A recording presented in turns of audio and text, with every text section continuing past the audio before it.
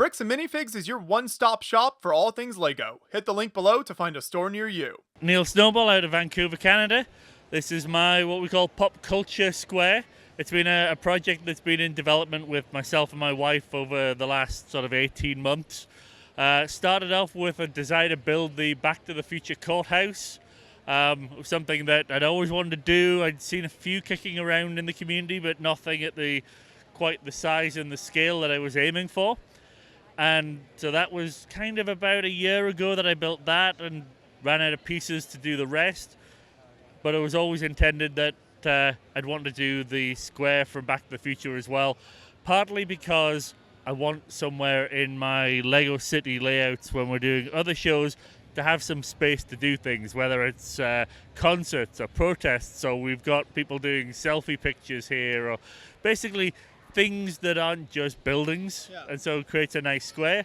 And then we kind of got a little, I don't know whether carried away is the right idea, but we started with, it's Back to the Future, and then Joanne had built Privet Drive, and like a lot of builders, she saw the set and went, that doesn't feel quite right, and kept tinkering with it till it looked a lot more screen accurate and was a lot better for the overall appearance.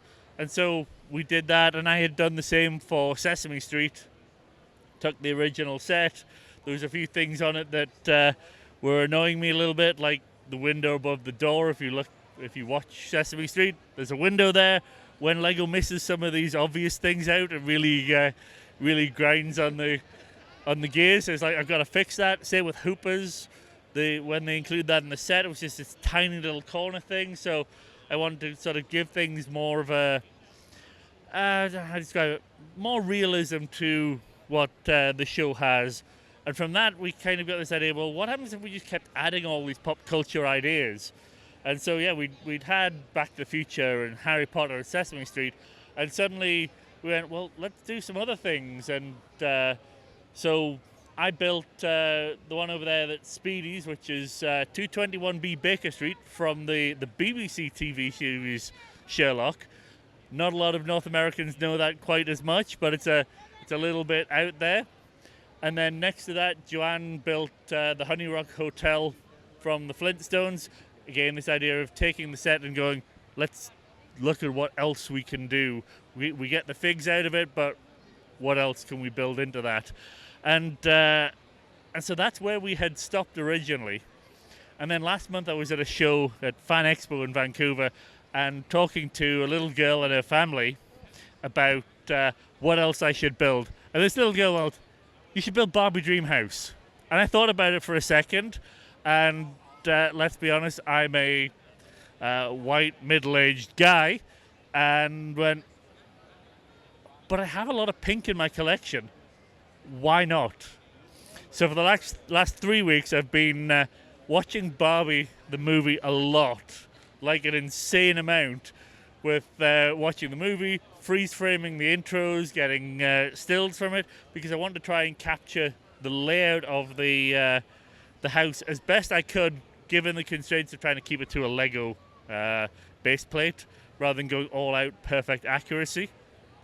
And obviously the pink slides, Lego slides are very symmetrical, so you've got to work with that. But a lot of it has been trying to capture the idea that you look at it and go, that looks like it is in the movie.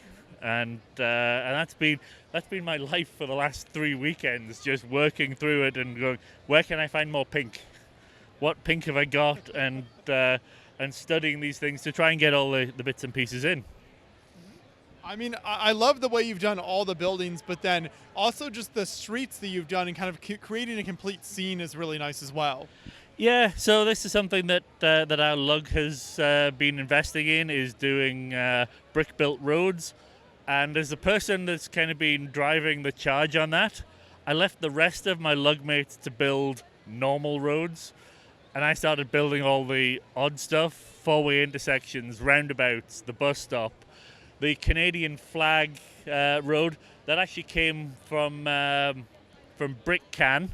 And the flag was something that was given away from Brick Can, and I'd done a presentation on roads for that convention, so I decided to integrate the two and give myself something that is very Canadian to take away with me. But we like to just populate different scenes in here that all pop culture lives together in harmony in our world. And so you look around and there's always different stories going on. We have the village people on our Rainbow Crosswalk. And we have our Star Wars folks taking selfies. So wherever you look, we're trying to add all sorts of bits and pieces. And then obviously the eye catcher is the Back to the Future DeLorean with the fire going out behind it. So that's one of the latest additions to this.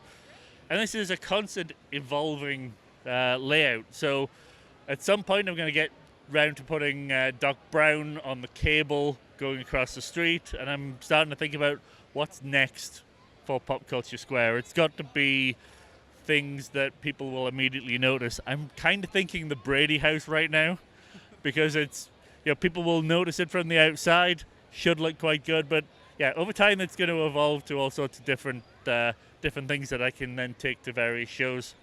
And what about these two gates out here?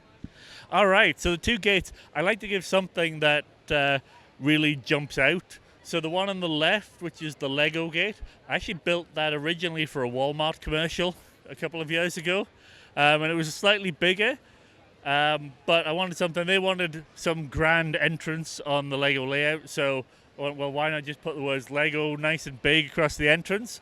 And so that's now been in quite a lot of our shows that we do up in Canada, and I always bring it out because a lot of people like to put it on the video and start from there and pull out.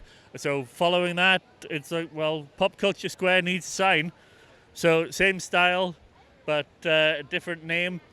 And that's where Pop Culture Square as a sign comes from. It's all about letting people know what it is.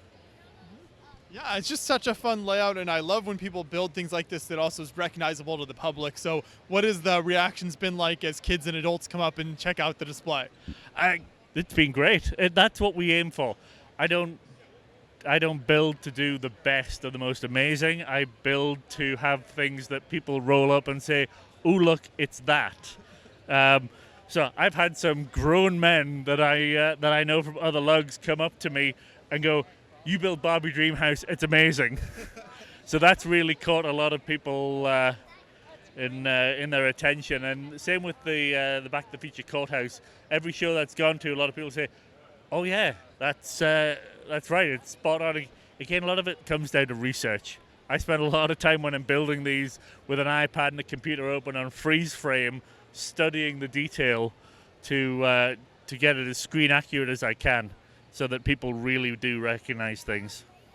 Well, great work. It's really a fantastic layout, so thank you for all the creativity you've put into this, for bringing it out to the show here. Thank you very much, and great to bring it out.